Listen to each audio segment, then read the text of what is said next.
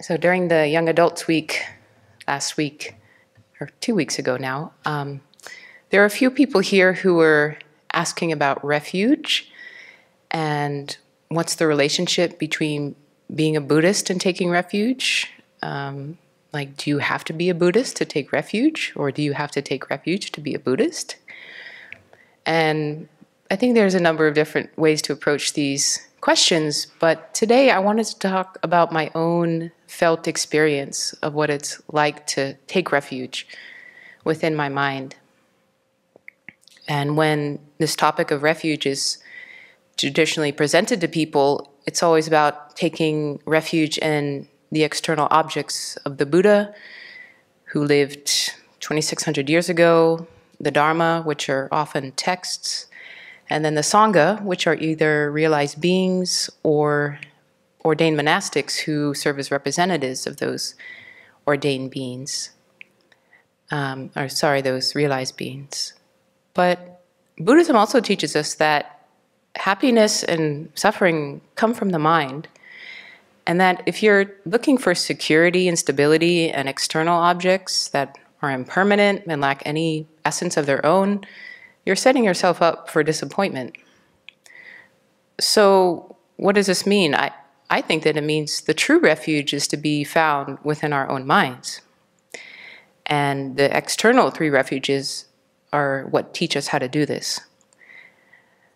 So that I found a quote from Following the Buddha's Footsteps that supports this, and it's in the first chapter on refuge. It says, "Our ultimate goal is to become the three jewels ourselves. Taking refuge is not simply reciting, 'I take refuge in the Buddha, Dhamma, Sangha,' with our mouths. It involves an internal commitment to our spiritual practice that motivates us to humbly seek spiritual guidance." So whenever a very painful feeling, mental feeling arises, or a strong affliction, I've found that before I can apply an antidote, I have to create the right kind of mental environment where I can face whatever's happening and then respond in a skillful way. And so rather than responding with more aversion or more confusion or more distraction, which is a form of attachment, I've instead found the need to cultivate qualities like openness, equanimity, and courage to step forward and look clearly at what is going on within my mind. And what has allowed me to create this sacred space within my own mind to be able to face the darkness that is within there is taking refuge. So in my own version of refuge, I remind myself that my entire body and mind, I've surrendered to the path to awakening as taught by the Buddha. There's this act of giving up, what I cling to as myself and entrusting it to something larger than myself. I remind myself that there is nothing in this whole universe, throughout any time, any space, that can alleviate my suffering other than the Dharma. And that nothing is more important in this or any future life than trying to live in accordance with the Dharma. And therefore, I'm prepared to face any challenge, any discomfort, any loss, even of life itself, in order to live in accordance with the Dharma. And even if I don't survive this affliction attack, which it often feels like, I'm not going to survive this. At least I can know that my death will be meaningful because my life has been given over to the Dharma.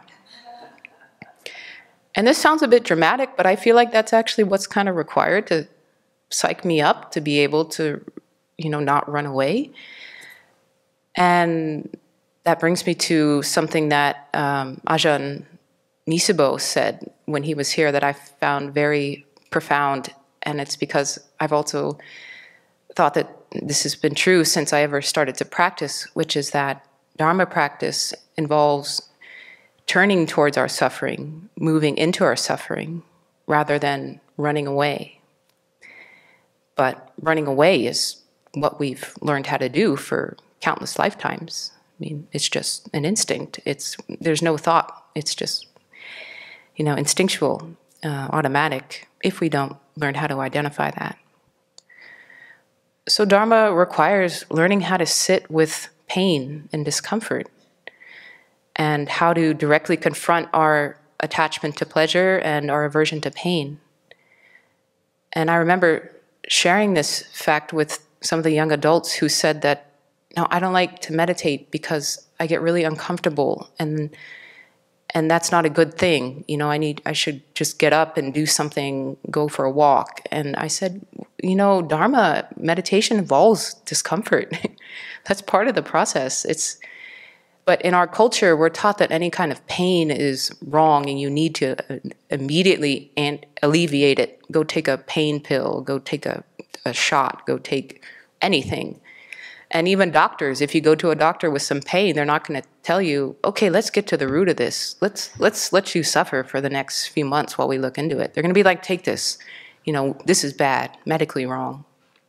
So, yeah, it's our own personal aversion to pain, but also our culture encourages us to not face it directly. Maybe I should pause here? I don't know. No? Okay. So the Dharma doesn't ask us to just sit there and bear with the pain. It encourages us to investigate it, to find out what are the causes, and then how can I prevent these causes from happening again? And in the process, how can I extend my self-compassion and acceptance and develop courage? And in the process, we learn a number of things that are just invaluable to completely transforming our outlook on our lives. We learn that we are strong enough to face our pain. We learn that our pain is impermanent. It does end. And we learn that pain can be transformed into something very beautiful, very meaningful. And I've had a number of experiences where I'm just being pummeled by a very strong affliction, and it seems there's nothing I can really do but to just sit there and let it in, let it fully wash through my entire mind, my entire being. And when I'm able to do that, what wells up is very deep love, very deep compassion, and even bliss.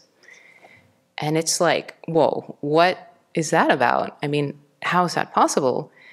But I think I venture to say that this is because when the mind learns to face itself, to not keep fragmenting itself into good and bad, right and wrong, pieces, and then rejecting the bad, when it's able to just accept whatever's arising with a heart of compassion and love, that's very blissful.